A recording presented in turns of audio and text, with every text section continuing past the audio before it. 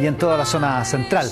Y llegamos por fin a la última semana de esta campaña, la última semana antes del plebiscito. El arribo no pudo ser más noticioso, incluyendo la montaña rusa del gobierno, que celebró el proyecto de 40 horas y la detención del líder de la CAM, Héctor Ollay-Tully. Luego terminó la semana lamentando la caída de la ministra de Desarrollo Social. La campaña del apruebo también vivió contrastes, un exitoso caupolicanazo feminista y una radical performance de un grupo artístico travesti en Valparaíso que ha despertado rechazo casi unánime. Desde el apruebo prometen para esta semana un acto histórico de cierre en la capital. El rechazo mantiene su estrategia, aprovechando que la discusión política en la semana fue capturada de alguna manera por la hipótesis del triunfo del rechazo y las opciones sobre qué hacer el 5 de septiembre. En ese caso, alertando, eso sí, desde el comando de la prueba, que les faltan apoderados de mesa y tratando de espantar el fantasma del triunfalismo, ese que la derecha pagó tan caro, por ejemplo, en la presidencial de 1970. De la contingencia, de la campaña y del futuro del gobierno hablaremos hoy con la ministra secretaria general de Gobierno, Camila Vallejo, y con la senadora Jimena Rincón. De la actualidad, con nuestra mesa de periodistas. Y nuestra apertura hoy tiene a Florence and the Machine, porque su vocalista y líder, Florence Welch, que es la que está cantando a mis espaldas, cumple 36 años justo hoy. Así que con esta portada comenzamos esta edición de Mesa Central. Hacemos una pausa y al regreso conversamos con la ministra secretaria general de Gobierno, Camila Vallejo, acá en el estudio, en Tele 13, simultáneo con Tele 13 Radio y, por cierto, en la pantalla del 13. Bienvenidos. Simultáneo con Tele 13 Radio y todas nuestras plataformas. Comenzamos esta edición de Mesa Central con lo prometido. La ministra secretaria general de Gobierno, Camila Vallejo, que ya está acá en el estudio de Mesa Central. ¿Cómo está, ministra? Aquí, bien. Muchas gracias por la gentileza de estar acá. No, de nada, muchas gracias por la invitación. Oiga, veo que no se acostó temprano ayer porque pasó lo de... Absoluto. Vamos a hablar de muchas cosas, pero partamos por lo más reciente, esto de Valparaíso y la performance, por decirlo de alguna manera, de este grupo artístico, Las Indetectables. Yo sé que usted puso en Twitter, pero me gustaría saber más su opinión respecto de lo que pasó anoche en Valparaíso. Sí, cuesta decir la performance, yo creo que ni siquiera da para performance. Es un hecho totalmente repudiable, condenable, inaceptable, escandaloso, es ofensivo además, no solamente para nuestro símbolo patrio como es la bandera, sino que para los niños y niñas y adolescentes. Habían familias presentes. Entonces los espacios públicos son de todo y en los espacios públicos también hay niños y niñas y hay que protegerlo, hay que resguardarlo. No podemos permitir que este tipo de manifestaciones o de actos se den en el espacio público donde se pueda atentar contra nuestra niñez. Así que tenemos un mandato más especial desde la subsecretaría. Sabemos que tenemos una institucionalidad también para la defensa de los niños, donde está la defensora de la niñez, que también ha comprometido y ha anunciado acciones legales, pero desde la subsecretaría de la niñez, que es la que corresponde al gobierno, también hemos dispuesto a aquello. Nos parece que no podemos quedarnos de brazos cruzados frente a este tipo de situaciones. La subsecretaría de la niñez denunció ante el Ministerio Público por la vulneración de los derechos de los niños, por la vulneración a la niñez en este caso. Sí, hay dos artículos, que el 373 y el 495 al menos, que es lo que pudo estudiar durante estas horas la subsecretaría, por cierto, que vamos a poner a disposición, y ya los pusimos ante el Ministerio Público estos antecedentes. ¿Y el eventual delito de ultraje a la bandera que está previsto en la Ley de Seguridad del Estado? Bueno, eso es parte de las evaluaciones que hay que hacer. Esto al menos quisimos primero actuar... ¿Podría ocurrir también ese delito? Quisimos primero actuar respecto a los derechos de los niños y niñas y también respecto a las ofensas a la moral, a la familia, al orden de la familia, que es todo lo que está en el 373 y todo lo que ofenda, ¿cierto?, al país respecto a lo que está establecido ahí, pero particularmente con el foco en la niñez, y vamos a seguir evaluando otro tipo de medidas, pero creíamos que había que tomar una acción rápida en este sentido. O sea, ¿no descarta que también sea una querella por ultraje a un símbolo patrio con la bandera? Vamos a estar evaluando, obviamente, siempre actuamos con responsabilidad en estas cosas, de acuerdo a la gravedad de los hechos y como gobierno entendiendo que además hay otro tipo de acciones. De hecho, el comando de la PRO, el comando oficial, está tomando medidas también y ha sido... Sí, también hubo un rechazo bien rotundo. Sí, digamos. Eso ahora, lo valoramos. Es raro porque la animadora del evento, usted dijo que no da ni para performance, como yo lo califiqué, pero la animadora del evento dice, después de que pasa esto, que esto es una polémica, que para esto están estas cosas, y que hay gente que no entiende el lenguaje metafórico. No, yo creo que todo tiene un límite. Es que el espacio público es de todos. Y por eso tenemos que resguardarlo, y el resguardo significa respetar a todos y todas quienes habitan el espacio público. Y creo que eso no respetó a todos los que están, además no solamente a los niños, yo creo que también a la gente que estuvo en el acto, familias completas. Sí, uno puede ser adulto y ofenderse también, digamos. O sea, partiendo, yo vi, no puedo ni terminar de verlo, no pude terminar de verlo, me sentí ofendida. Oiga, ¿Vamos a esta semana? Sí. No hay días ni semanas fáciles, pero esta semana es parte partió también para el gobierno, ¿no? ¿No encuentra usted? Porque el lunes ingresan las indicaciones para el proyecto 40 horas al Senado, el martes lo presentan, y presentan en un contexto que la ministra Jara, que es su compañera de partido además, se lleva todos los aplausos porque aparentemente consigue un acuerdo. Hay algunas dudas respecto, al final si el acuerdo está o no, pero se presenta una cuestión súper transversal en un mundo que usted sabe que nos tapa cosas muy transversales. Entonces parecía un éxito que el gobierno iba a aprovechar, digamos. Sí, bueno, nosotros lo dijimos al comienzo, vamos a hacer un gobierno marcado por el diálogo social, y es lo que hicimos con la reforma tributaria, en primer lugar, liderada por el ministro Marcel, que se convocó un diálogo amplio, cuestión que nunca jamás se había hecho en la historia de nuestro país para conversar sobre temas tributarios. Se ha hecho con la reforma previsional también, liderado por la ministra Jara, y también lo dijimos con las 40 horas y así se hizo. Este proyecto se presentó en 2017, si lo hubiéramos aprobado en ese entonces ya estaría vigente las 40 horas, claro. Pero estamos ahora, como siendo gobierno, tenemos más posibilidades también de encauzar de mejor manera esta propuesta de reducción de la jornada laboral de las 40 horas. Me acuerdo, que estuvo aquí con la diputada Carola, ¿se acuerda que estuvieron juntas? Exactamente. El proyecto? Claro, porque cuando nosotros lo presentamos y lo empujamos fue como parlamentarios, y ahí tenemos ciertas limitaciones para gestionar y anexar otros elementos que pudieran fortalecer el proyecto. Hoy día se hizo, liderado por la ministra Jara, en un diálogo amplio fue inédito que estuvieran algunos que incluso en un momento eran un poco más críticos, hoy día están sobre la mesa conversando sobre esto. Entonces teníamos a grandes empresarios, los gremios empresariales, también las pymes, por cierto, los trabajadores y trabajadoras, y que todos hicieron sus observaciones para robustecer y fortalecer este proyecto, cosa que la reactivación de esta iniciativa legal en el Senado venga fortalecida con los elementos de corresponsabilidad, de adaptación a otro tipo de jornada. Recordemos que nosotros logramos presentar esto en un inicio solo la jornada ordinaria, y hubo algunas indicaciones que se metieron con otro tipo de jornadas especiales extraordinarias, pero no quedaron muy definidos, y ahora queda muy claro cómo se adapta a todas las otras jornadas del Código del Trabajo. ¿Eso implica, ministra, que se termina el periodo de indicaciones o todavía hay espacio para más acuerdos? Porque hay algunos, por ejemplo, algunos gremios empresariales, los más grandes, pero también los más medianos y pequeños, que están preocupados por el tema de la flexibilidad, que dicen que se necesita algo de flexibilidad para poder hacer jornadas de 40 horas sin dañar el debido resguardo al crecimiento, digamos. Bueno, hay una adaptación, ¿ya? Y eso implica una flexibilidad. Primero, la gradualidad. Estamos hablando de 5 años, igual como lo proponíamos nosotros, con la diferencia es que no hay, valga la redundancia, diferencia entre grandes y pequeñas empresas. Claro, entonces, el 2023 reduciría 1 año, el 2025 otros 2 y al 2027 los otros 2 restantes. Horas, claro. Entonces, eso ya permite una flexibilidad y una adaptación, además que a través del CENSE se va a acompañar específicamente a las pymes, porque en general los recursos del CENSE van a las grandes, y hay un compromiso de direccionar el acompañamiento y las capacitaciones a las pymes para que puedan reorganizar su trabajo de mejor manera y para ser más productivos y adaptarse adecuadamente. Y por cierto, obviamente, los tipos de jornada, porque esto no se aplica como 1 hora menos en todos los tipos de jornada. O sea, tenemos las jornadas especiales, ¿cierto?, que son las que se organizan por mes, o las jornadas excepcionales, que son también las que administran, por ejemplo, los sistemas de turno. Entonces, ahí hay una flexibilidad y una adaptación ya. Este proyecto tiene urgencia suma. Y va a empezar la tramitación esta semana, si no mal recuerdo, el miércoles, en la Comisión de Trabajo va a estar en tabla, y por cierto que va a haber discusión con la urgencia que estableció el gobierno, pero con discusión. Ahora, es choro esto porque los gremios empresariales se movieron, aceptaron una cosa que el 2000, usted se acordará cómo era esta discusión en el 2018. Pero la resistencia fue más, sobre todo, más que nada del gobierno. Del gobierno, sí, me acuerdo el ministro Monker que puso un proyecto con la frase más polémica. Paralelo, bueno, en fin, ya, pero se movieron. Sí. Pero también ustedes se movieron, porque antes uno decía flexibilidad y los sindicatos se subían arriba de las lámparas y la izquierda también, o sea, y ahora me parece que hay también el entendimiento de que eso es necesario, digamos.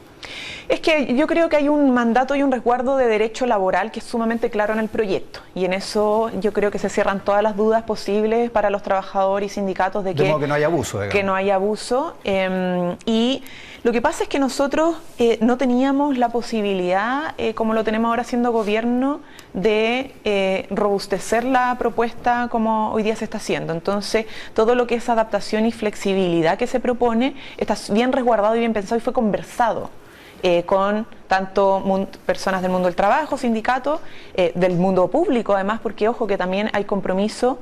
Esto es modificación de un cuerpo legal, que es el Código del Trabajo, pero hay otros estatutos y cuerpos legales para abordar el resto del mundo laboral, los que tiene empleados públicos, los profesores. Salud, profesores, empleados públicos. Entonces, para eso ya está comprometido en que en la mesa del sector público se pueda avanzar para que esta propuesta de reducción de jornada laboral hacia los 5 años también se pueda cumplir en los otros estatutos laborales. Ya. Yo decía que era una buena semana, lunes y martes, bien. Hace una buena semana y además con el proyecto de pago efectivo de pensión de alimentos, que esperamos pronto la promulgación. ¿Y eso fue cuando? Esta semana. Eso fue la semana pasada, sí. Se tiene que promulgar ahora. Claro, esperamos promulgarlo para que entre lunes y martes bien. El miércoles detienen a Héctor Yaitul y también parecía una buena cosa para el gobierno, independientemente que se trata de instituciones del Estado que ejecutan una política pública, pero los gobiernos se benefician o se desfavorecen dependiendo de los aciertos o errores de esas mismas instituciones del Estado, y parecía una buena cosa, y el gobierno como que se vio medio dubitativo, porque se demoró un rato, se demoró como 3 horas la ministra del Interior en salir a hablar. ¿Le faltó repertorio al gobierno para reaccionar frente a lo de Yaitul? ¿Se quedaron sorprendidos? No, en lo absoluto. Nosotros esperamos que con las distintas acciones, tanto las que se vienen presentando hace años, que dijimos que ya habían querellas, denuncias en manos del Ministerio Público, y junto con la ampliación de querella que nosotros presentamos respecto a las últimas declaraciones de Héctor Yaitul, donde se adjudica hechos constitutivos de delito, ya era predecible que el Ministerio Público pudiera actuar frente a este acumulado de denuncias y querellas. Y claro, nosotros siempre cuando salimos públicamente preparamos las declaraciones y las vocerías, y eso requiere su tiempo, pero efectivamente sí, pero obvio, es que eso pasa en general.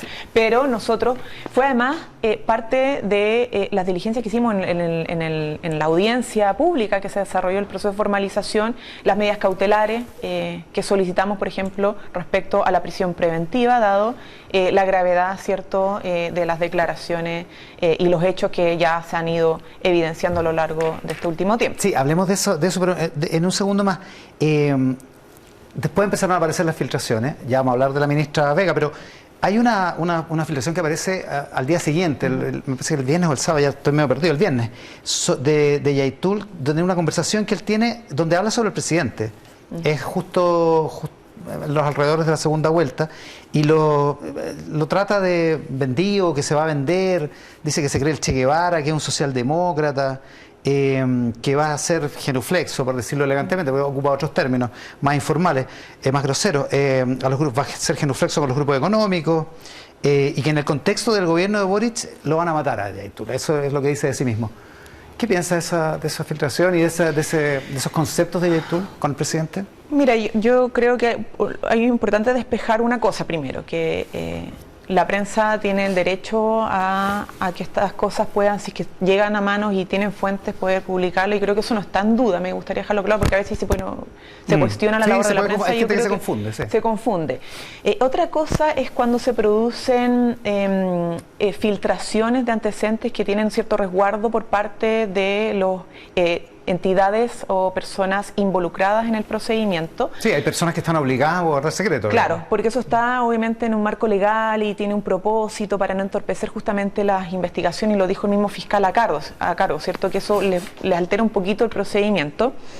Y por eso a veces terminan siendo complicadas las filtraciones, porque en contextos electorales como que tienden a presionar por un lado u otro una investigación en un tono más bien político. Claro, que no es lo mismo que si se hubiera filtrado en 2 meses más, digamos. Claro, pero más allá de eso yo creo que es parte de las diligencias investigativas. Pero en particular sobre lo que dice del presidente. Una opinión política.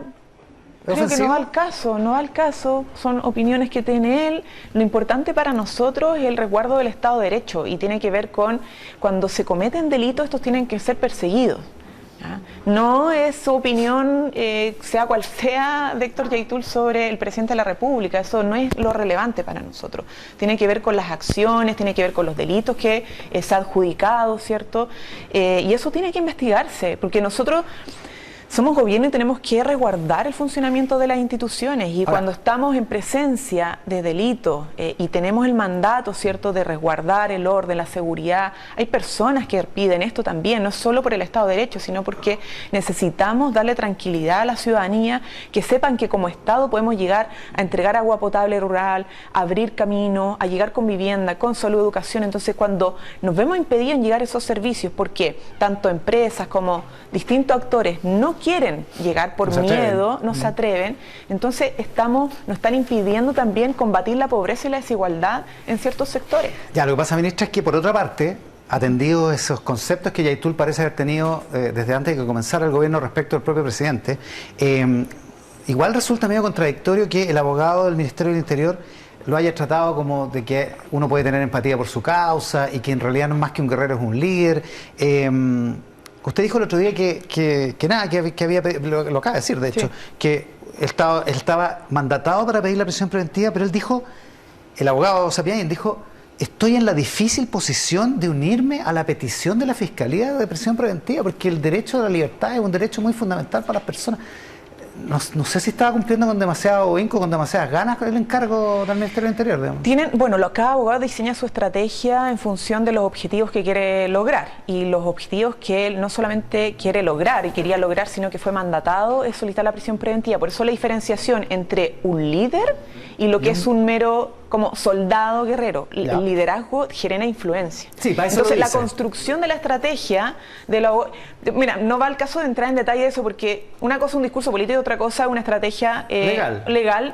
Y en eso el abogado cumplió el objetivo porque fue mandatado. Entonces, ojo con esto, porque pienso que se tienden a intervenir. Sacan un extracto de una cuña y algunos dicen que dijo como que una valoración. La diferenciación entre el líder versus una persona que está mandatada, soldado, guerrero. Eso es como la construcción retórica que hace. Tiene sentido. Y por eso la solicitud de una prisión preventiva. Claro, pero es que él como que la está pidiendo medio obligado.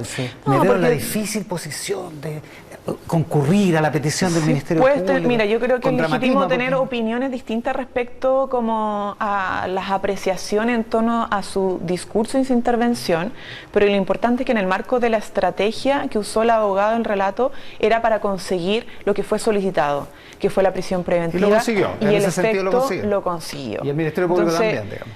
Y obviamente el Ministerio Público, por cierto, ha hecho también un buen trabajo. A propósito de otra cosa que dijo usted el viernes, es el Ministerio Público el que representa a la sociedad, digamos, ese es el ordenamiento, y el abogado del Ministerio del Interior el Ministerio del Interior logró regresar después de haber sido eliminado de la causa Huracán, precisamente representando a las víctimas, que en este caso son Héctor Yaitul y otras personas que fueron encarceladas cuando Carabineros les inventó pruebas, es un escándalo. En ese sentido se ha advertido que este mismo abogado está representando a Yaitul en una cosa y está acusándolo en otra, digamos, porque él no está representando a la sociedad en el ministerio, como abogado del Ministerio del Interior. Bueno, él está representando a las víctimas de ese caso. No, pero a ver, es que es como la sociedad chilena afectada por un hecho que para eso está es el de Ministerio público conocimiento, su gravedad por falsificación de instrumento público, y efectivamente ingresó bajo esa razón a la causa, ¿ya?, como querellante. Pero la representación de la sociedad del Ministerio Público. Es que decir que el abogado defiende, es un defensor de Héctor Yaitul, es una falsedad absoluta. Y es mentir y tergiversar la realidad. O sea, porque decir que es el abogado Yaitul, el señor Héctor Yaitul tiene su defensa jurídica y tiene su propia representación legal. Sin duda. Entonces, es que ojo, porque hay mala intención en declarar eso. O sea, se está tratando de decir que el abogado querellante, en este caso, por de la última audiencia de formalización, representando al Ministerio Público, era el es a la de Yaitul, vez defensor de Héctor Yaitul. Entonces, evidentemente no podemos mezclar peras con manzanas en esta situación. Yo pediría como responsabilidad. Estoy de acuerdo. Y puede ser mala intención a decir una cosa que es falsa, como que es el abogado de Yaitul, porque no lo es. Pero indirectamente lo es. No lo es. Porque representa a las víctimas. No lo es. ¿Pero qué sentido tiene que el Ministerio del Interior represente a la sociedad si para eso está el Ministerio Público? Es como decir que el Ministerio Público representa también a Héctor Yaitul porque representa a las víctimas. No, porque el Ministerio Público representa a la sociedad, porque la sociedad es la que fue dañada con el fraude de Carabineros. Sí, y también en parte la sociedad ha sido dañada en las diligencias que ha hecho el abogado. También representa víctimas que han sido dañadas en la sociedad chilena por un caso que es escandaloso, vergonzoso. Porque nosotros tenemos que resguardar el Estado de Derecho. Y los abogados en este caso que han estado involucrados, no los de la defensa de Héctor Yaitul, sino que todos los que están cuestionando obviamente el procedimiento, están por resguardar un Estado de Derecho que se vio vulnerado por una diligencia investigativa que rompió los límites, ¿cierto? O sea, abiertamente. De manera escandalosa. Escandalosa. Entonces, yo creo que esa es la importancia y esa es el objetivo del abogado, es despejar también esas dudas respecto a algo que afectó, por cierto, también a la sociedad chilena. Ministra, bueno, veníamos analizando la semana y después se conoce la otra llamada, que es la llamada de una asesora de la ministra Janet Vega a Yaitul. En resumen, si usted me lo pudiera explicar en 2 frases, ¿por qué se va la ministra Vega? Porque este tipo de intentos de gestión no se llevan a cabo de mutuo propio. O sea, la ministra no fue ni instruida ni informó de aquello. Entonces, más allá del principio de buena fe, que no me cabe duda que lo tuvo la ministra. Claro, no lo hizo para perjudicar al gobierno. Claro, no lo hizo para perjudicar al gobierno, porque hay un principio general que nosotros establecimos, que es el diálogo con todos los que quieran dialogar y estén disponibles, obviamente, alcanzar la paz.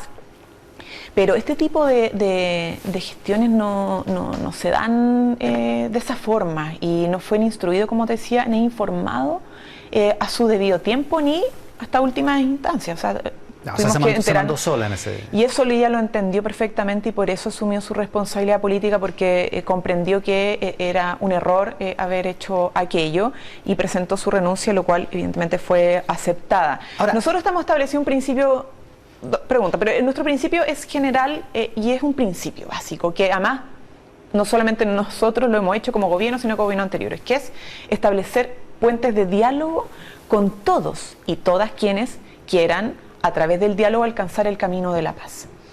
Y eso es necesario para además resolver conflictos que son sumamente complejos, y no solamente en Chile, sino que en el resto del mundo cuando se ven enfrentados a este tipo de situaciones.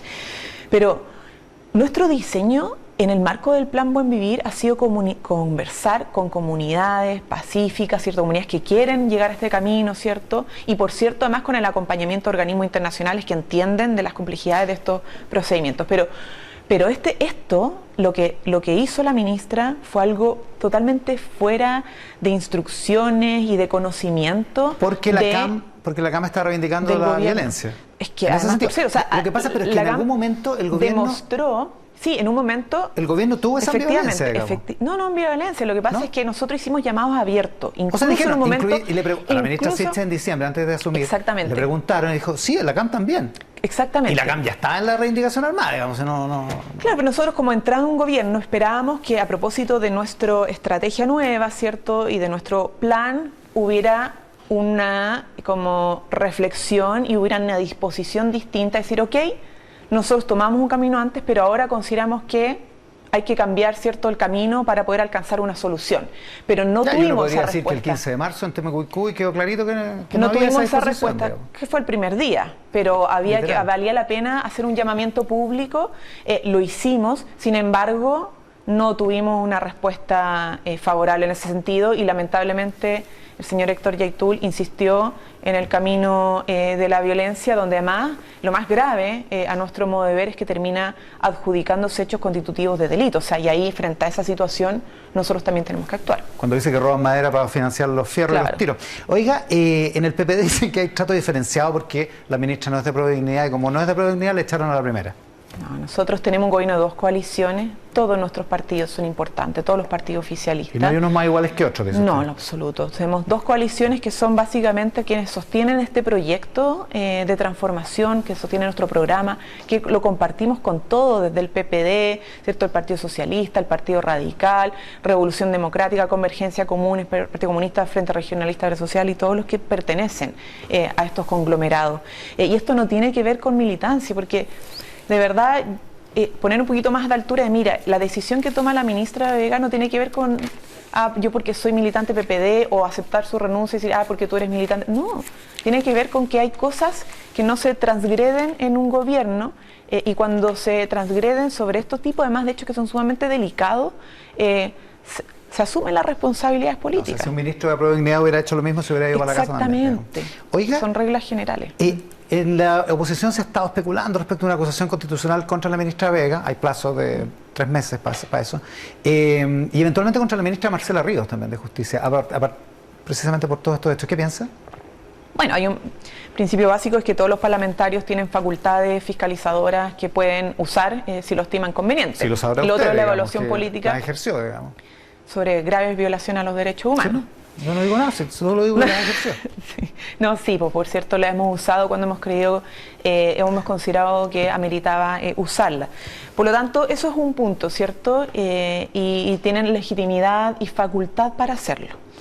Sin embargo, la evaluación política nuestra es distinta. Primero, consideramos que no hay mérito. Segundo, creemos que hay una utilización política sistemática de la oposición en utilizar los requerimientos en la Contraloría, en llevar a Fiscalía, en la amenaza, acusaciones constitucionales, en las interpelaciones que son sistemáticas y que ya han arrojado algunos resultados, por ejemplo conmigo. O sea, me presentaron y probablemente seguirán presentando muchos requerimientos, ¿cierto?, en la Contraloría y la Contraloría. Y le fue bien. Y acusando, pero es que ojo, porque hicieron toda una parafernalia, acusando intervencionismo de mi parte, que estaba interviniendo en el proceso electoral, que esto era gravísimo, etcétera, etcétera.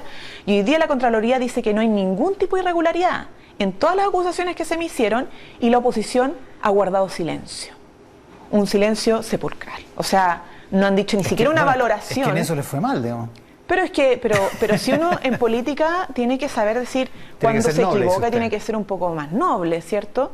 O sea, nosotros hemos asumido equivocaciones, asumido errores, hemos valorado lo que hay que valorar, pero la oposición está, o una parte de la oposición está empeñada en utilizar todo evento políticamente para golpear al gobierno y después, cuando es evidente que se equivocan, no asumen su responsabilidad y ni siquiera valoran el trabajo, en este caso, de nuestro ministerio, que ha actuado con total probidad, transparencia y responsabilidad. Le fue bien con la Contraloría. Ahora, veo que hay una investigación, usted sabe que hay una investigación contra la ministra subrogante, la subsecretaria Paula Poblete, ahora ministra. En el mismo tono, el mismo parlamentario que requirieron mi requerimiento en Contraloría. Porque está este video donde ella aparece diciendo cuál es, en una cosa que era de información para el voto, ella aparece diciendo las muchas bondades del texto constitucional, los beneficios del texto, dice que es vanguardista, que es un texto excepcional.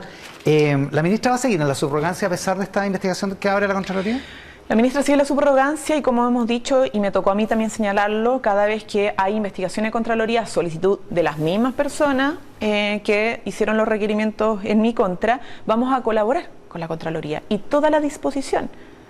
Porque nos parece importante el rol que juega Contraloría, sobre todo porque cuando hace su trabajo se pueden disipar dudas, sea estableciendo que efectivamente hay responsabilidades, sea aclarando que no las hay porque no hay irregularidades, y en eso nuestra total disposición. ¿Los adjetivos que usa en ese entonces subsecretaria, qué le parecen? Yo entiendo en contexto que le hagan comparación con otros procesos internacionales, porque nuestro proceso es distinto a otros procesos que han vivido otros países para cambiar la Constitución. Ahora, pero eso lo tendrá que determinar la Contraloría y la tranquilidad de la vanguardia igual es un adjetivo positivo, digamos. O sea, hemos hecho un proceso excepcional. Es que hemos tenido un proceso que ha sido inédito y bien valorado, porque por primera vez... No está hablando del proceso, está hablando del texto que está plebiscitándose, digamos. Es que me obliga a tener que referirme a esto, pero nosotros tenemos hoy día no solo un proceso que, como ningún otro, ha contado con paridad, ¿cierto?, con una participación de independientes, de las primeras naciones, sino que también ha establecido temas que en otros momentos no eran relevantes. Por ejemplo, cuestiones sobre cambio climático, derechos de la naturaleza, animal. Entonces, más allá de decir si me gusta cómo quedó o no quedó, para no entrar en esa discusión, es que se instalan temas que son de vanguardia porque antes nunca los habíamos tenido. Entonces, efectivamente, más allá de lo que uno podría decir, si quedó bien redactado, si te gustó cómo quedó la propuesta o no, que eso es parte de la deliberación ciudadana que se va a manifestar en apruebo rechazo el 4 de septiembre, uno no puede negar que hay temas instalados ahí que antes no habían estado. Ya, otra cosa es describirlo con entusiasmo, digamos, con entusiasmo positivo, digo. Bueno, la Contraloría tendrá que señalar si es que...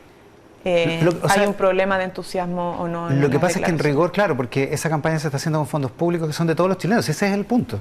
Así es, y por eso es tan importante que la Contraloría cuente con la mayor colaboración por parte del gobierno, como lo contó en el caso de la investigación que se hizo respecto al Ministerio Secretaría General de Gobierno, también con la Subsecretaría del Ministerio de Desarrollo Social, que ya ha declarado su disposición a colaborar, porque más el mandato que hemos hecho desde el presidente de la República hacia abajo, a todos nuestros funcionarios, siempre colaboración.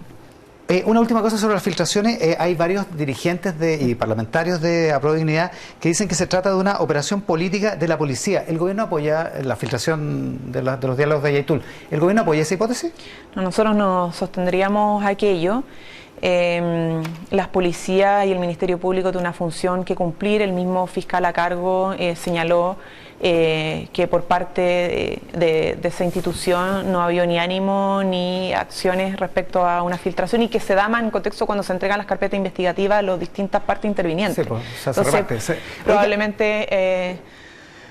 bueno, no nos corresponde a nosotros determinar eso, ¿ya? Efectivamente hubo una filtración, salió a la luz pública un antecedente que el mismo fiscal ha dicho que probablemente no es relevante para la investigación, claro, y que evidentemente se ha utilizado políticamente, eso no es innegable, pero nosotros no nos corresponde determinar aquello y no vemos por parte de nuestras instituciones esa disposición. Y una última duda sobre esto. El abogado defensor de Yaitul, Rodrigo Román, dijo ayer que a él lo habían llamado del gobierno durante este periodo para establecer contacto y nexo. ¿A qué se puede referir?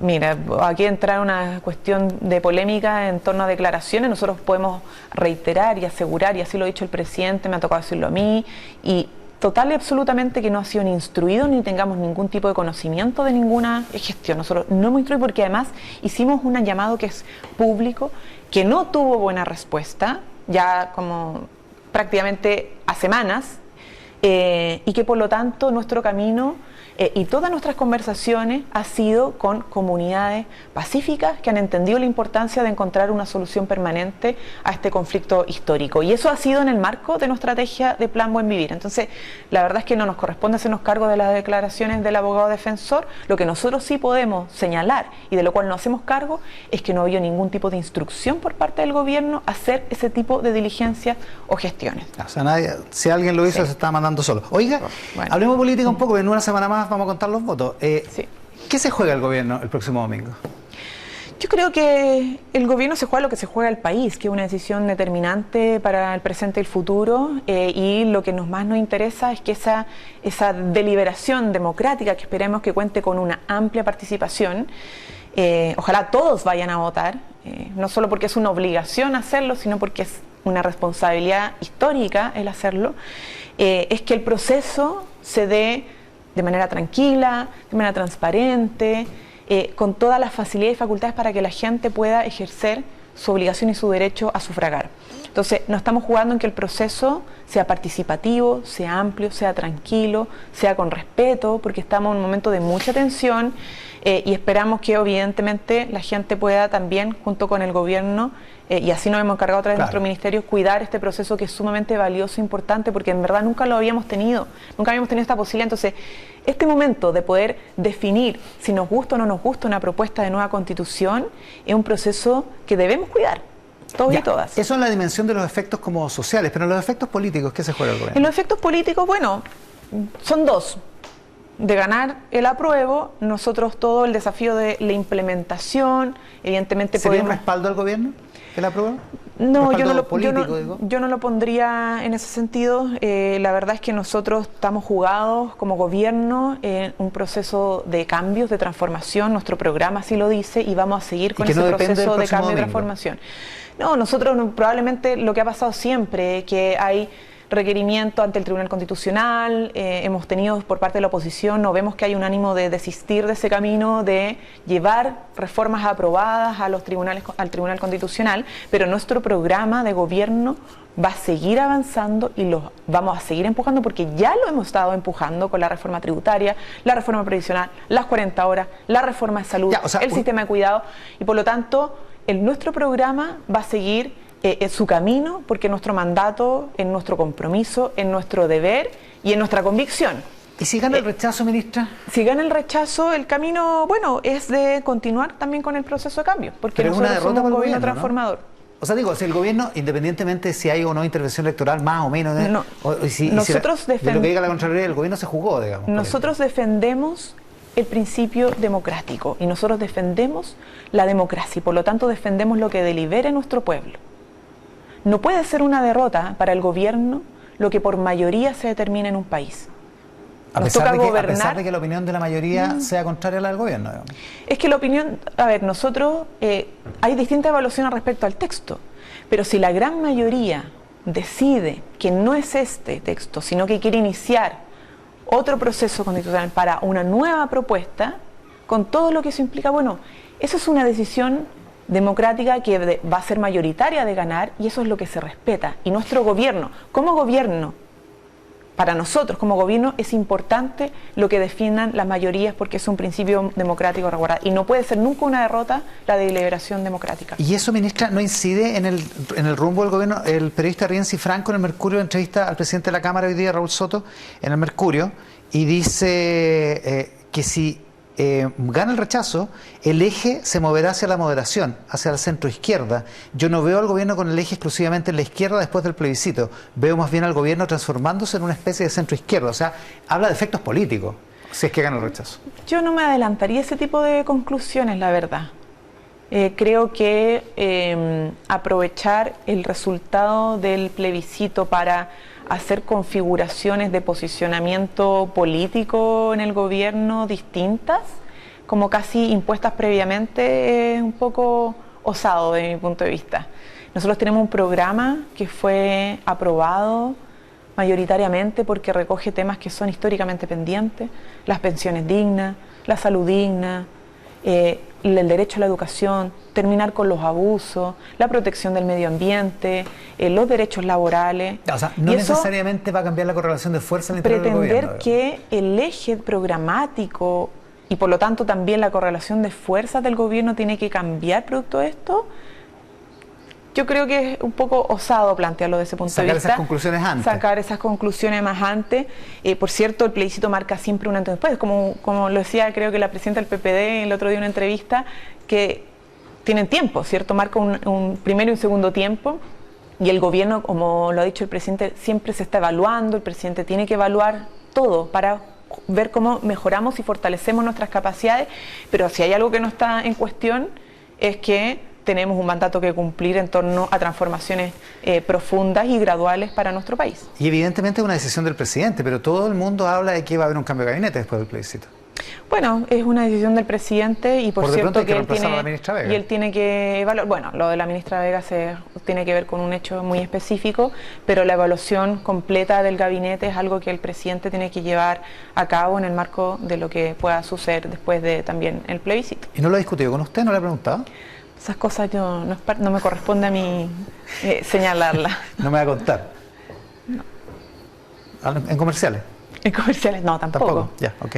Ministra, muchísimas gracias por la gentileza. Muchas gracias a ti. La ministra secretaria general de Gobierno, Camila Vallejo, esta mañana en Mesa Central, en la pantalla del 13, en simultáneo con Tele 13 Radio, en todas nuestras plataformas. Hacemos una pausa y seguimos con más Mesa Central. Lo decíamos al principio del programa, conversamos ahora con la senadora de la Democracia Cristiana, que está por el rechazo, Jimena Rincón. ¿Cómo está, senadora? Muchas gracias por la gentileza de estar acá. Muy bien, Iván, muchas gracias. Sé que aprovechó la semana distrital para hacer campaña en hartas partes, así que le agradezco mucho que haya vuelto a Santiago para este programa. Me hubiese quedado feliz en el Maule, la verdad. Pero bueno, así es la vida. Así es la vida. Hay que hacer cosas. Pero me preparé para el 18, ¿eh? Sí, veo que viene con los colores patrios. A propósito, hay mucha gente indignada por lo de Valparaíso ayer con la bandera. Es que yo creo que no es solo con la bandera, que obviamente el ultraje a un símbolo patrio indigna, es la forma en que se hace, no tiene de verdad ningún atisbo de razón y además atenta contra nuestros niños, niñas y adolescentes. Tú sabes que nosotros tenemos una ley de garantías, entiendo que el gobierno ya ha tomado parte en esto. Lo denunció el Ministerio Público. Exacto, sí. Y de verdad no entiendo que las autoridades locales quieran llevarnos a eso. Eso es lo que nos espera después del 4 de septiembre si gana el apruebo. El alcalde Chap lo rechazó también, ¿eh? Sí, pero él era el responsable del acto, él convocaba. O sea, yo creo que cuando uno convoca tiene que preocuparse de los detalles también. Y no puedes dejar a las personas en libertad completa cuando te van a representar, porque eso es lo que ocurrió arriba del escenario. Ahora, ¿cómo ve la campaña? ¿Cómo la vivió esta semana que estuvo en terreno? Mira, la verdad es que estuve en el norte y estuve en mi región. En el norte estuve en Antofagasta, en Copiapó, en Vicuña, en Vallenar, en La Serena, en Coquimbo. y en Curicó y en Talca. Y la verdad es que me ha pasado algo, Iván, que no sentía hace mucho tiempo, que es esta alegría, mística, entusiasmo, todos detrás de algo que es superior incluso a tus propios intereses.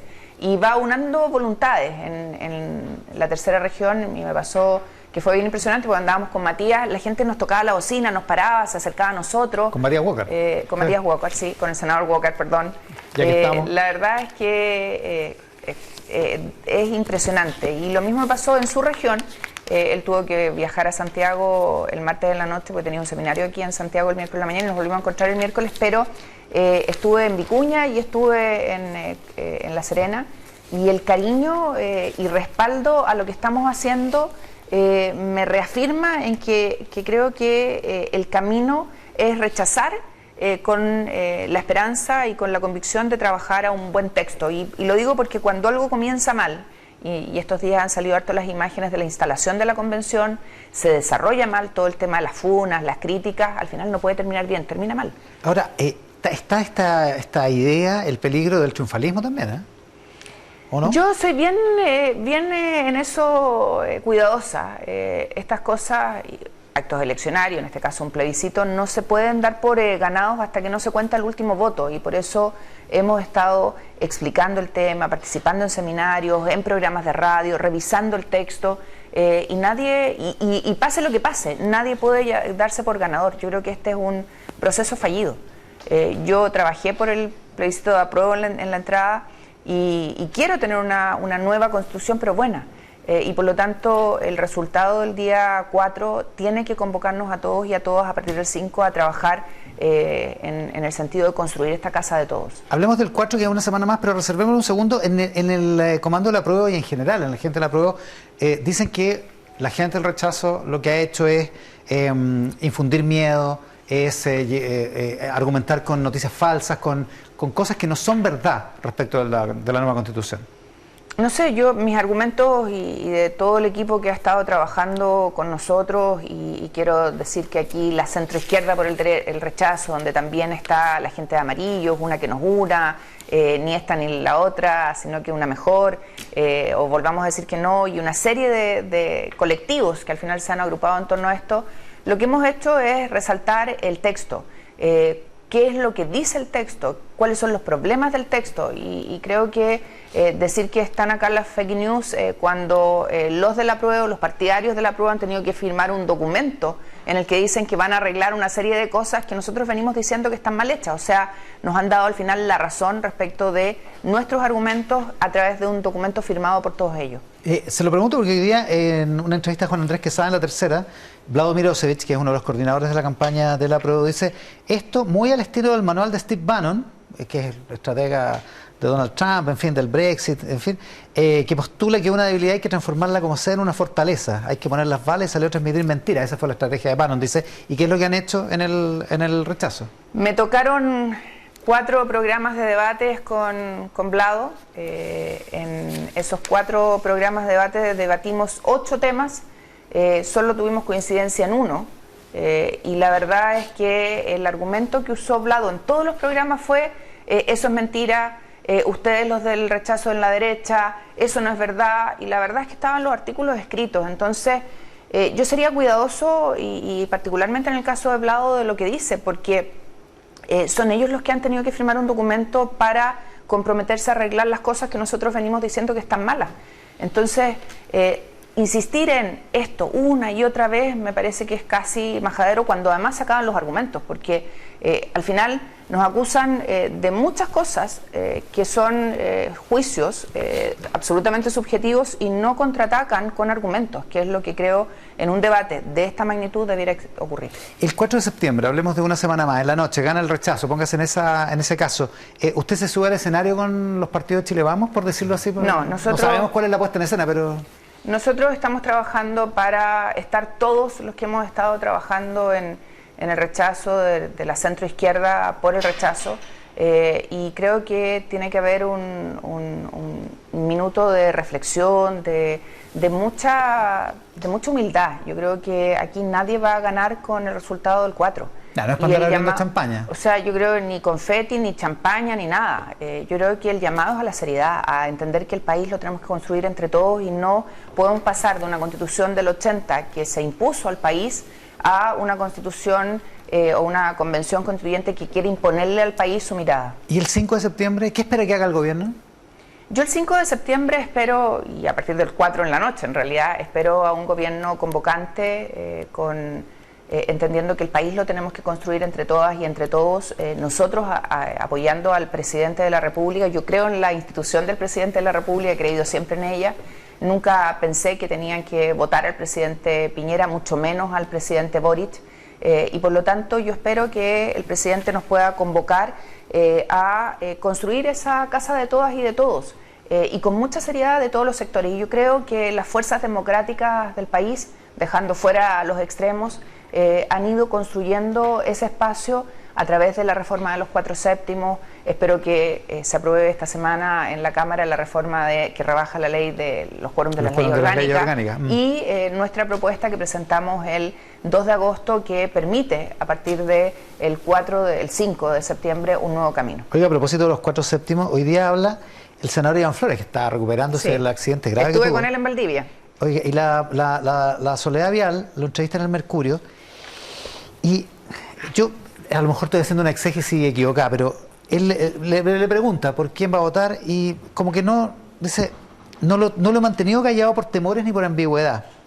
Creo que ambos resultados podrían converger en lograr los cambios que Chile obliga, pero creo que lo que nos señala el corazón es importante, pero guardo la razón para el cumplimiento de mi deber. Él hace la separación. Él dice que por el corazón dice apruebo, pero que la razón... La última frase de su entrevista, yo creo que la última frase de su entrevista es lejos la más clara y categórica. Guardo la razón para el cumplimiento de mi deber. O sea, sugiere que va a votar con la cabeza y por lo tanto va a votar rechazo. Sí, así es. Pero es difícil, yo creo que es lo que le pasa a Iván Flores, capaz, a lo mejor le pasa a usted, eso es lo que le pregunto, porque la razón, el deber, por decirlo así como lo pone Iván Flores acá, de alguna forma los hace estar votando con quienes eran sus adversarios políticos antes, y en un lugar que a lo mejor desde el punto de vista emocional del corazón, desde el punto de vista de la tradición que han seguido, es más incómodo. Yo creo que el péndulo de la historia en nuestro país se ha movido al centro, al equilibrio, al lugar de encuentros, y claramente este texto no nos lleva a aquello. Y por eso la entrevista de Iván es tan importante. Todos los que trabajamos en el plebiscito de entrada del apruebo, todos los que hicimos nuestro esfuerzo para, y digo nuestro esfuerzo porque era distinto el lugar donde cada uno de nosotros está. Yo estaba en el colegio cuando partí en mi lucha contra la dictadura. Todos queríamos, después de 42 años, decir tenemos una constitución escrita democráticamente por hombres y mujeres de nuestro país. Pero lamentablemente el texto es malo. La propuesta, tal como se construyó al final, con una imposición, con funa, con descalificación, no logró incorporar las visiones de todas y de todos. Entonces el péndulo de la historia nos lleva en Chile inevitablemente al centro, al minuto de sosiego, de encontrarnos y de poder... con las fuerzas democráticas del centro y emocionalmente, en el corazón, como lo pone Iván Flores. En el corazón, yo creo que Iván... lo pone de una manera bien bonita. Sí. ¿No le pasa algo? O sea, en el corazón a mí me hubiese gustado estar celebrando, como lo hicieron los españoles el 78, ¿no? Que teníamos por fin esa casa de todos. Pero la seriedad, el momento histórico que atraviesa nuestro país, que tiene que ver con lo que veíamos ayer en Valparaíso, esta reacción... no sé cuál es la palabra para ocupar, ¿no? Media esquizofrénica de algunos, no es lo que quiere Chile. Chile quiere el encuentro, quiere el diálogo, quiere a las fuerzas políticas poniéndose en la solución de los problemas y no tensionándolos. Y en ese sentido, hablando de nuevo del 5 de septiembre, ¿usted confía en la derecha, senadora? ¿En que va a concurrir a esos cambios, va a concurrir a ese acuerdo de buena fe, con ánimo constructivo? Yo confío en las fuerzas democráticas de nuestro país y eso significa la centroizquierda y la centroderecha. Creo que a los extremos los tenemos que dejar fuera. Lo que vimos ayer, impulsado por este alcalde, ¿no? El alcalde Charpe, el que convocó a este acto, el mismo que denostaba al presidente Boric cuando firmaba el acuerdo del 15 de noviembre, bueno, eso es lo que no queremos. Lo que queremos es el encuentro.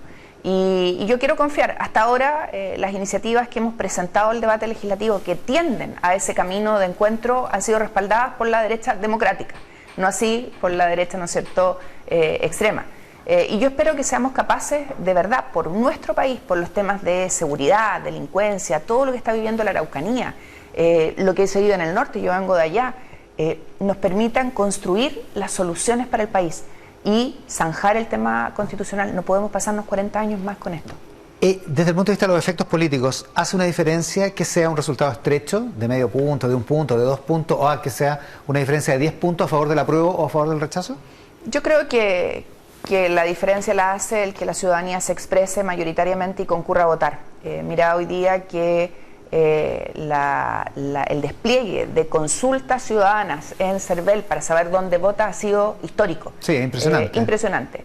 Y, la última vez que vi había como 13 millones de consultas. Efectivamente, y por lo tanto creo, y hoy día una de las cosas que resaltaba, no sé si lo viste, Iván, era que mucha gente buscando en Google qué pasaba si no podía llegar a votar, cómo se podía excusar. O sea, hay mucho interés ciudadano con el acto plebiscitario y por lo tanto yo creo que la diferencia la hace el que vote mucha gente, el que participe mucha gente y se exprese desde lo que quiere para el país. ¿Quiere los encuentros, quiere construir o quiere esta cosa polarizada que nos tiene divididos en Chile? Ya, pero no va a haber una diferencia dependiendo de si un resultado más amplio o menos amplio, desde el punto de vista del efecto político. Es que yo creo que el efecto político ya se instaló, el país está dividido, el país está enfrentado, porque más allá de que gane 55, 45 el rechazo, no digamos que eso va a mover la aguja respecto al resultado, tenemos que ponernos de acuerdo. Y obviamente, si ese es el resultado, que todas las encuestas indican que va a ser, incluso las que no se pueden publicar y que igual trascienden, bueno, lo que tenemos es que esta es una mala propuesta, que no logró convocar a hombres y mujeres en el país y que tenemos que ser capaces de entender que el mensaje de la ciudadanía es al diálogo, es a la construcción colectiva. ¿Cuánto incide en la campaña, cómo lo pudo percibir en terreno? ¿Cuánto incide en la campaña cosas como la detención de Héctor Yaitul, la filtración del diálogo con la asesora de la ministra Vega y la renuncia de la ministra Vega? Respecto del tema de Yaitul y su detención, son como muchas cosas mezcladas, ¿no? Porque la primera noticia fue que se le detiene. Luego, ¿por qué se había procedido con esta detención? Y salta que es producto de la querella del gobierno anterior, el 2020, que este gobierno no quiso presentar propiamente tal, sino que amplió solamente la indagatoria. Y al final todo el mundo dice, esto es lo que hay que hacer, esto es lo que el país demanda, restablecer el orden. Y esto no es perseguir ideas, como decía el gobierno, sino que perseguir a alguien que ha atentado contra la seguridad del país. Y lo que ha venido después, todo el incidente, ¿no es cierto?, de la ministra Vega, a quien le tengo un gran cariño, es amiga mía, mira, es duro porque es una suma y viene una columna bastante buena en el Mercurio sobre el tema, sobre si se dijo o no se dijo, si se instruyó o no se instruyó.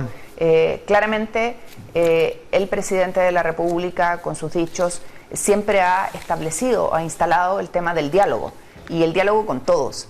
Pero por otro lado dice, no, yo no le dije nada a la ministra, entonces queda en esta nebulosa respecto de si se hizo o no se hizo, y lo importante es que tengamos un presidente que gobierne, que dé instrucciones, que resuelva, porque eso es lo que espera la ciudadanía. La ministra Vallejo ahí mismo, hace un ratito en el bloque anterior, dijo que de ninguna manera se había dado ninguna instrucción a nadie para dialogar con la CAM. Efectivamente, pero ¿Usted le cree o no? Yo le creo, pero por otro lado el presidente ha dicho que no se persiguen ideas y que hay que dialogar con todos. Sí, después dijo que no había que dialogar con los que estuvieran por la violencia. Exacto, entonces dimes y diretes y en el fondo al final contradicciones hacen que se instale la duda, que es lo peor que le puede pasar a un gobierno. Oiga, una última cosa sobre los efectos políticos. El presidente de la Cámara, Raúl Soto, dice hoy día que él cree que si gana el rechazo, y en general, después del plebiscito, se va a mover el eje hacia la moderación, hacia la centroizquierda. Que él no ve al gobierno con el eje exclusivamente de la izquierda después del plebiscito, más bien veo al gobierno transformándose en una especie de centroizquierda, que es un efecto político concreto que dice el diputado Mira, Soto. no había alcanzado a leer al diputado y presidente de la Cámara, Raúl Soto, pero tiene que ver con lo que yo te decía, el péndulo se está moviendo al centro. Y yo creo que de ganar el rechazo, que es lo que creo que va a pasar, por lo que percibo en la calle, me ha pasado algo muy parecido a lo que me pasa en mis elecciones, ¿no? Que alcanzas tú a percibir para dónde se está moviendo la ciudadanía. Creo que necesariamente tenemos que confluir en un espacio de encuentro, de diálogo, de construcción y de zanjar el tema constitucional. No podemos pasarnos 40 años más con este tema encima de la mesa. ¿Y esa confluencia en el centro cómo impacta en la Democracia Cristiana, que es su partido? ¿Qué va a pasar con la DC que llegó dividida a esta instancia a pesar del voto mayoritario a favor de la prueba? Lo que yo recojo en el país en general, y si te pasara mi WhatsApp, te darías cuenta, ¿no es cierto?, en todos los grupos que tenemos de norte a sur, es que la inmensa mayoría del partido quería optar por el rechazo. Y de hecho, si hubiésemos tenido una votación de un militante, un voto, esa hubiese sido la opción. Y eso se recoge en Ahora, el con recorrido. el sistema que eligieron ganó la prueba. Porque fue un sistema indirecto con el 0,7% de los representantes y muchos no se les habilitó para votar. Lo que trato de decirte es que el partido está en la opción del rechazo en su militancia. Y el partido entiende que tiene que contribuir, y cuando hablo del partido hablo de la militancia, ¿no?, que tiene que contribuir al desarrollo y a la estabilidad del país. Y yo espero, obviamente, que quienes conducen el partido entiendan que la democracia cristiana tiene que ser un rol fundamental en ese proceso que viene. Y que tenemos que encontrarnos nuevamente, reencontrarnos. Para mí no ha sido fácil, Iván, estar en la postura del rechazo. Pero la tomé desde la convicción y siguiendo los consejos de mi padre. Nunca traiciones tus convicciones, porque cuando las traicionas, la ciudadanía no tiene por qué creerte, y eso se nota. ¿Tiene futuro la DC después de esto? Yo creo que sí, si hacemos bien las cosas, si entendemos que es un partido político que tiene que jugar en la cancha de la ciudadanía y para la ciudadanía, y dejar los intereses personales de lado. La senadora de la Democracia Cristiana, Jimena Rincón, esta mañana en Mesa Central. Senadora, muchas gracias por la gentileza. Muchas gracias a ustedes. La pausa y estamos de vuelta. Mesa de periodistas al regreso, acá en Mesa Central.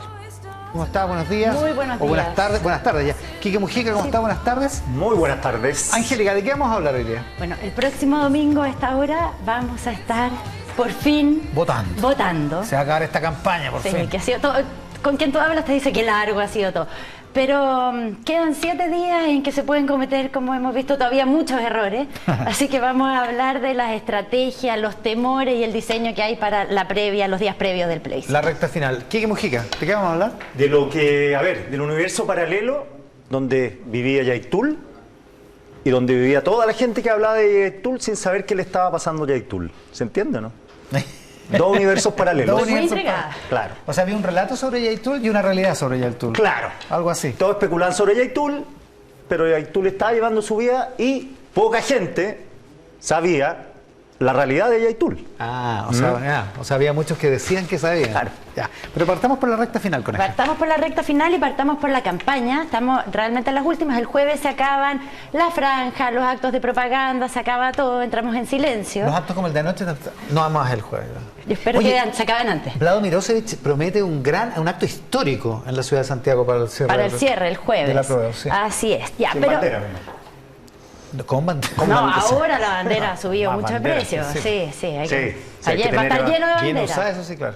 Ya, pero miren, partamos por lo que pasa en la derecha. La derecha, o más bien el rechazo, tiene hasta que se acabaron las encuestas la sensación de que están arriba. Entonces lo que dicen es, no tenemos que correr riesgos, lo que tenemos que hacer es no cometer errores. Esta es la semana de no cometer errores y por eso, entre otras cosas, han estado mirando la franja con 4 ojos para que no vuelva a pasar algo como lo que pasó la semana pasada en este episodio, esta pieza que se puso en la franja de esta persona travesti que no había denunciado un escopetazo por amor. Ya no quieren otro episodio, terminaron teniendo que retirar esa pieza. Aunque Entonces, la dieron varias veces, ¿ah? lo que pasa es que ya habían entregado Es que se los entrega con ya. 48 horas de anticipación video. al Consejo. Claro, Ya, entonces el video que El video. el pendrive. el pendrive, el archivo. Ya, pero entonces no cometer errores y la idea es que además esta semana aparezcan más personajes de la centroizquierda en los minutos que le cedieron en la franja, como Jimena Rincón, como Matías Walker, Ya, o sea, más espacio para ese- más para ese espacio mundo, para digamos. ese mundo. La Paula Comandari lo cuenta hoy día más en detalle en el Rat Pack domingo. De Tele 13 Radio. Por supuesto. Tiene externalizado, la derecha Sí. tiene externalizada la franja. Exacto. Sí, pues. Y la campaña, externalizaron pero, todo. Ya, y mientras tanto, ¿qué está haciendo la prueba? Desplegándose en la calle. Esto también tiene un sentido, porque como se acabó, estamos en veda de encuestas, que era la que cada ciertos días nos recordaban que el rechazo iba arriba. Entonces, hay silencio en eso y ves la calle llena de gente de la prueba. ¿A usted no le ha llegado ni una encuesta? No. No. Ah, pensé que era yo, estaba preocupado. Dije, Sí, no valgo nada, no me ha llegado Hoy ni día una encuesta. debería haber Hoy día debería circular una alguna. o dos. Ya, Claro. vamos a ver qué pasa. Claro, vamos a ver qué pasa. quién Pero se atreve a publicarlo esas en no Twitter? son encuestas públicas, no abrir el noticiario hablando de esas No, encuestas. no se puede. Ya, ¿y qué es lo que se ve entonces? A la gente desplegada muy masivamente por el apruebo. Este fin de semana había mucho apruebazo allí en el Caupolicán, y en ese contexto también se dio este problema, que es lo que nos tiene hablando toda la mañana, de esto que es este acto en Valparaíso en que se hace, no sé ni cómo describir lo que pasó ayer, pero un acto de muy violento, muy vulgar con la bandera. Te aporto barbaridad. Una barbaridad. Bueno, en el fondo es como que Nos faltan adjetivos en este se caso. aborta la bandera, este acto que causó inmediatamente mucho espanto, porque además se estaba transmitiendo, el propio alcalde Charp lo estaba transmitiendo en un live, porque eso es bien importante, ¿Y esto qué no pasó, era un perdón? acto... ¿No supiste qué pasó en el momento de la barbaridad? ¿Cuál fue la reacción de...? Bueno, vimos las declaraciones No, que tengo, hizo... pero en el mismo momento se lo estaba transmitiendo así como... Ah, sí, se lo bajó. Sí, bájala. El alcalde, no sé si... Porque no lo sé hubieran si- acusado también pero de había una censura. transmisión del De la sitio, voz de los ¿cómo que se- sobran. Eso, de la voz de los que sobran, que sobran. siguió. Pues, sí, Claro. por eso está el registro. Porque No, pues a esto la no era un conductora le acto- gustó la performance. Claro.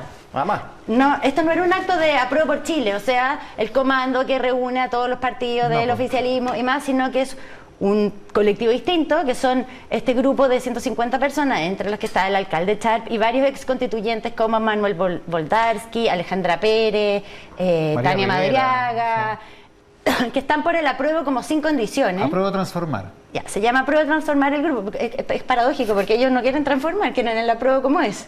Pero No, se llama claro. apruebo transformar el grupo. Claro. Y hacen esta performance de un grupo que se llama las...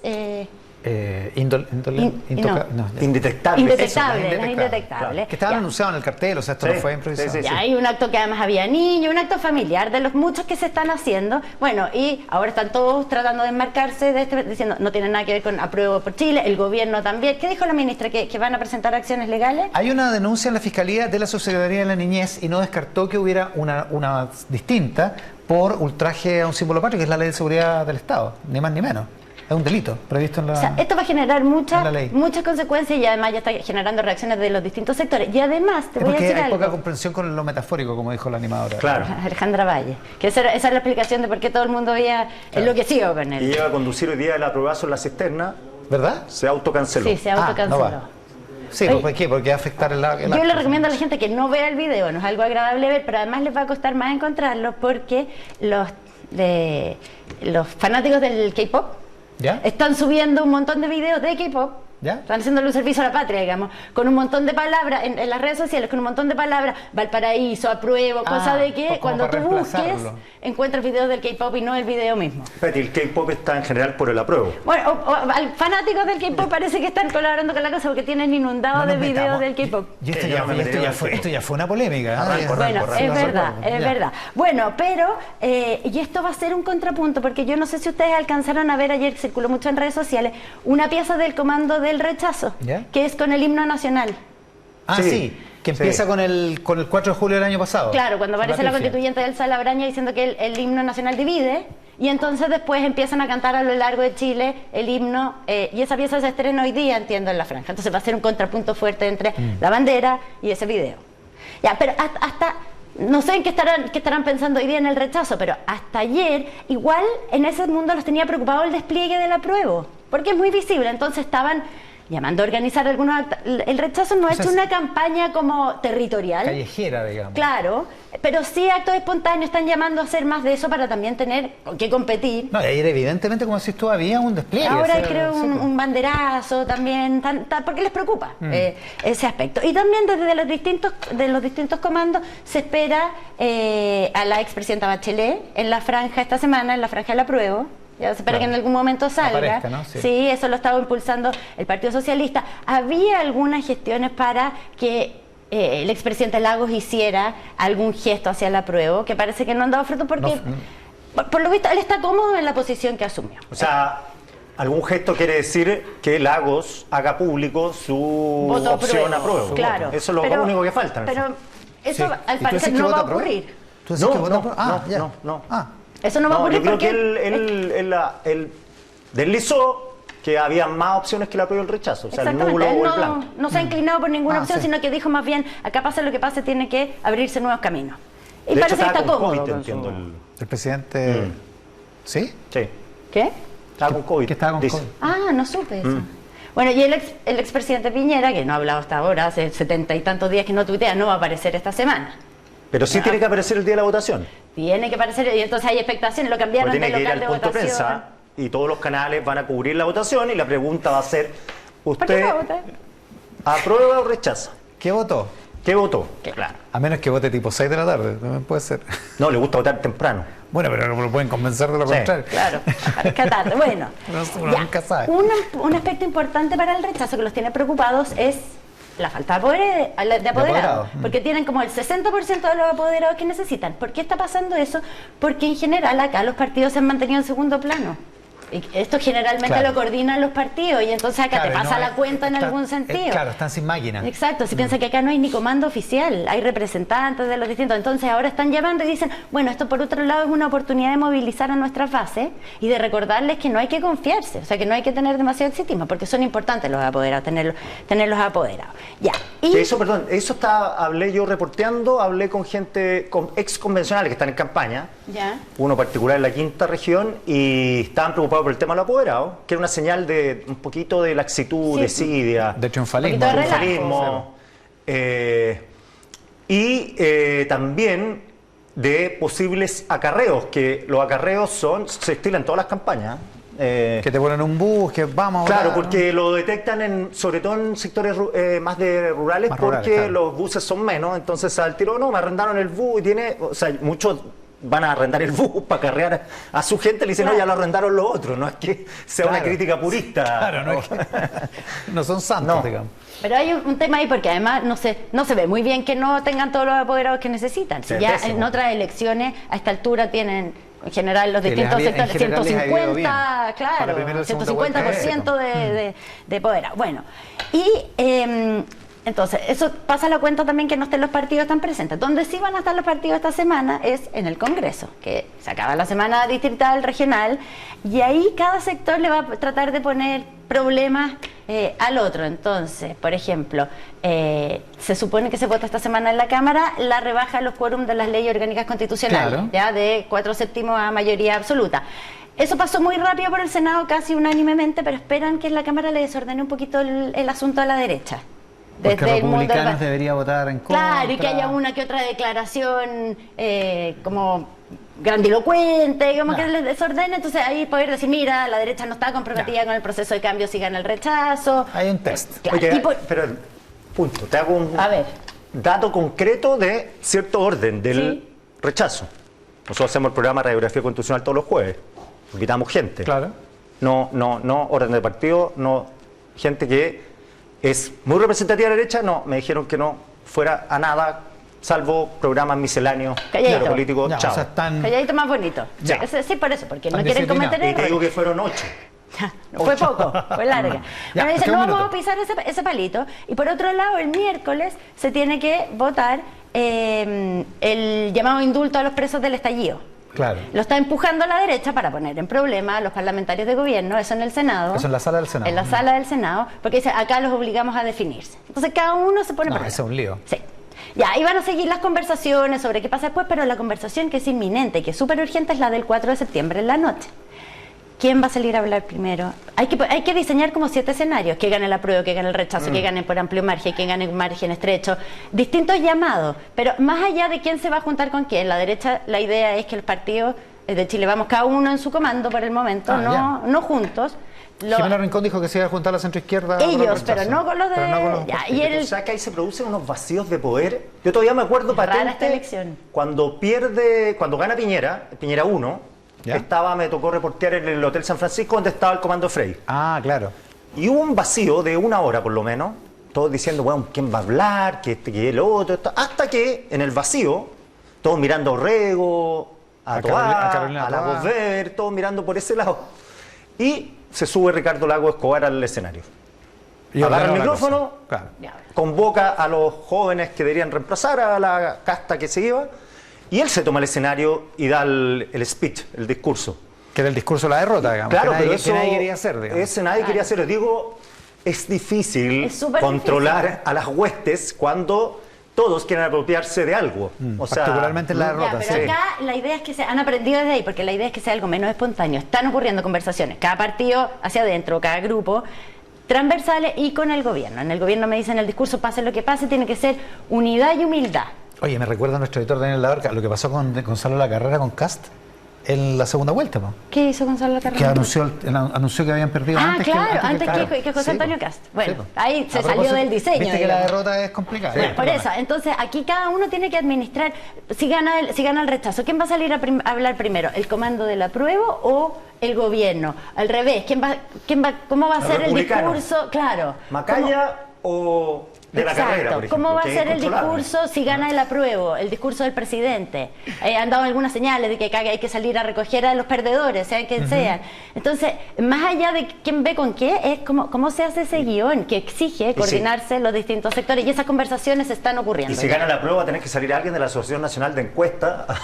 Bueno, también va a dar explicar. Eso va a ser lo que Claro, vamos a estar esperando. A dar una explicación consistente. Claro, A ¿de decir qué pasó? Que estamos a la mejor. Pero la tienen somos- lista, yo creo. Somos Lo los han puesto luego sí, he hablado. somos los ingleses de América Latina. Los indecisos. Buen punto. Ay, la tienen lista. Ese va a No, ser perdón, no. El voto obligatorio. El nuevo voto. el nuevo voto, los que se agregaron a la votación. Ah, Imposible ya, y predecir. lo último, el Ya. CERVEL empezó ayer a mandar 30 millones de mensajes a los teléfonos, Sí. recordándole a la gente que el voto es obligatorio, así que los que no saben dónde votan, busquen en el CERVEL.cl, no que les llegue un mensaje no necesariamente significa que estás habilitado para votar, No, pero es un pero recordatorio. llega a tu celular. Por eso son Claro. 30 millones de mensajes. Y ojo que tienen un teléfono, no tienen link, no tienen nada. ¿no? Así que si te llega algo con link, Claro. Ahora las consultas del falso. CERVEL van en 13 millones y algo. O sea, prácticamente todo el padrón electoral ingresó su RUN. personas distintas, claro. Personas distintas, RUN distintos, son 13 millones y algo, no sé, voy a pedir que me lo actualicen ahora, pero está en el viernes en 13 millones 100. Sí. Es decir, la mayoría de las personas, no ellos directamente, quizás el hijo o alguien,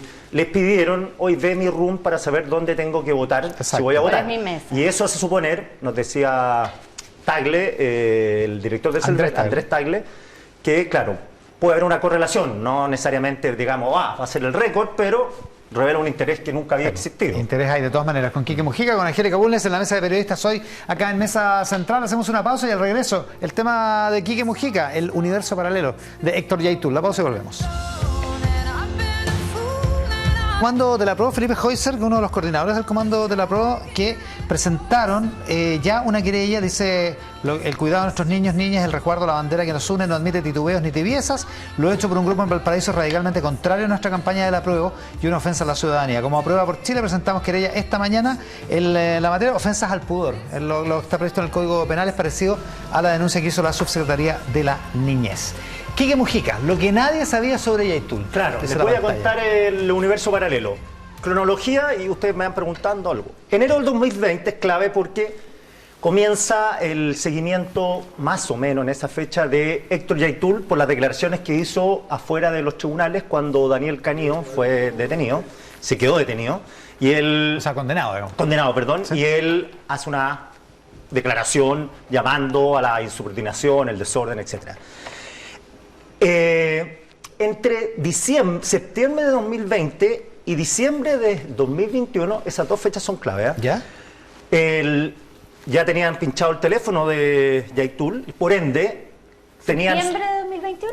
No, de septiembre de 2020 Ah, ya a estaba diciembre del pinchado. 2021. Claro, sí. Ya. No, diciembre del 2021 a Yaitul prácticamente ya le habían detectado que su presencia en más de 10 sitios del suceso. Tomas el teléfono no solamente a escuchar lo que hablaba, sino que también lo georreferenciaban. Perfecto. Y todas las veces que ocurría, por ejemplo, Victoria, una usurpación de tierra con algunas con balazo, otras sin balazo, Está el teléfono Yaitul ahí. estaba por ahí dando vueltas en lugares donde él no debería estar porque no vive ahí ni cerca. Entonces, 10 tenían ya detectado. ¿Ya? Diciembre del 2021. O sea, fin del gobierno de Piñera. Estamos hablando de eso. Claro.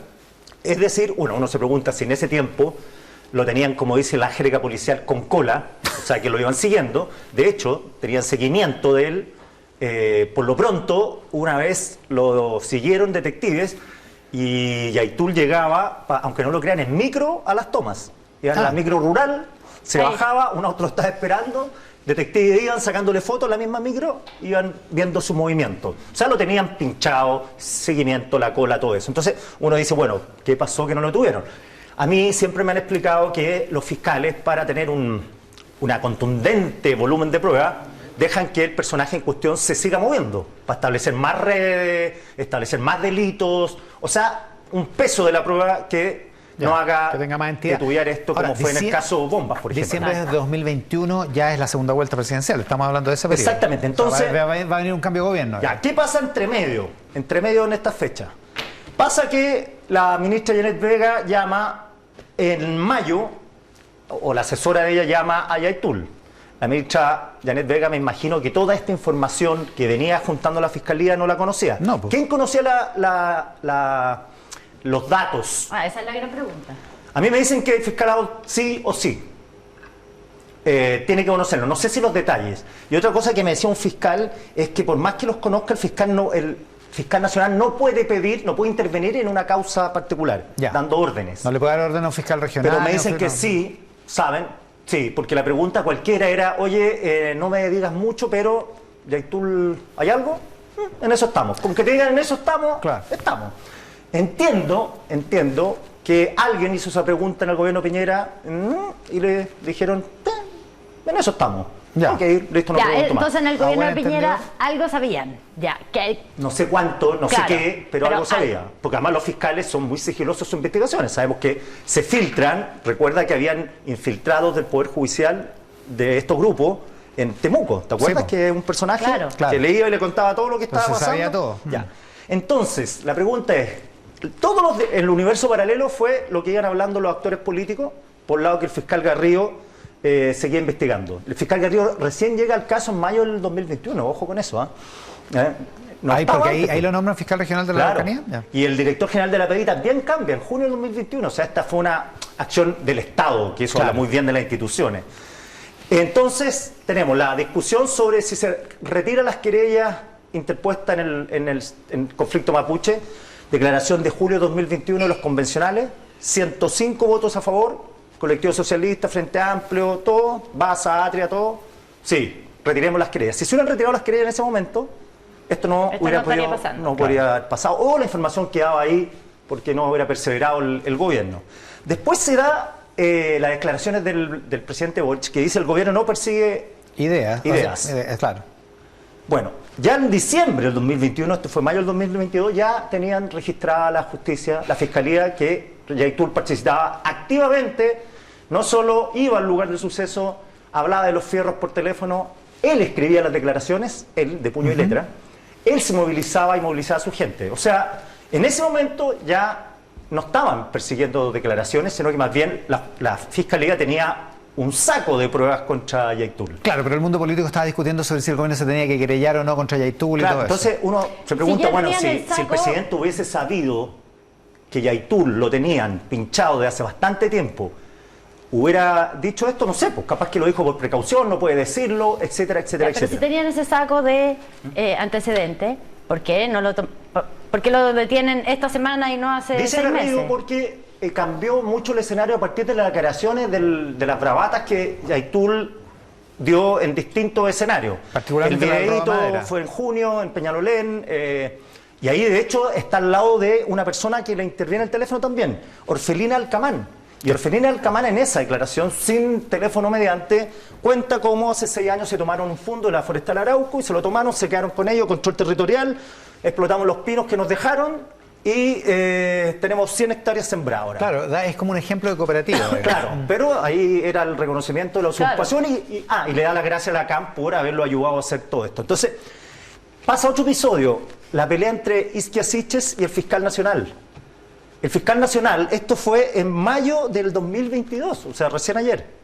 El fiscal nacional se estaba enterado de esto, dos posibilidades. O sacó a pasear a la ministra del Interior, diciéndole que no tenían... ¿Te acuerdas? La disputa sobre quién se tenía que querellar. La ministra le dice, ya está todas las querellas puestas, ¿usted qué usa? No han obtenido mayores resultados, le dice al fiscal.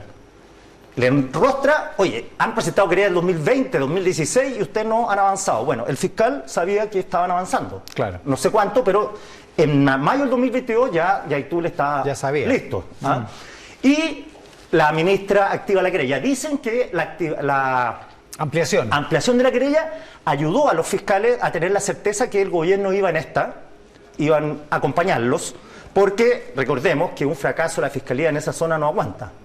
Por eso lo grave es que el presidente de Revolución Democrática, Juan Ignacio Latorre, que la diputada Schneider y el diputado Cuello acusen a la PDI de filtrar, porque es el lugar una cuestión del Estado, y cuando el fiscal decide la detención, hace público los documentos a todos los abogados. Es decir, aquí la posibilidad que hasta Román hay mucha gente que haya tenía filtrado. la información. Sí. Abrir la caja Pandora, ojo con esto, ¿a qué se viene? ¿Cómo se financia la CAM? Ya hay grabaciones de eso. La llegada de santiaguinos a pelear en la zona, que lo dice Yaitul, la lucha intestina entre los grupos. Todo eso está saliendo de las múltiples grabaciones que hay. Y una cosa bien que dijo el fiscal, atentan contra contratistas forestales. Esta perorata de ir contra grandes forestales no es tan así. Si hay gente que tiene 1 o 2 camiones, los que se ven más afectados, microempresarios de la zona. Con Quique Mujica, con Angélica Bunes, la mesa de periodistas, les agradezco mucho. Nos vamos a la pausa y volvemos para la última parte de Mesa Central. Acá en Mesa Central, RexMás es el mejor software de remuneraciones de Chile y el más completo porque también resuelve tareas como asistencia, selección, encuestas de clima laboral, evaluación de desempeño y mucho más. Gestiona tus remuneraciones y recursos humanos de forma 100% digital para un trabajo más simple, más rápido y más eficiente. Descubre RexMás en la web rexmas.com.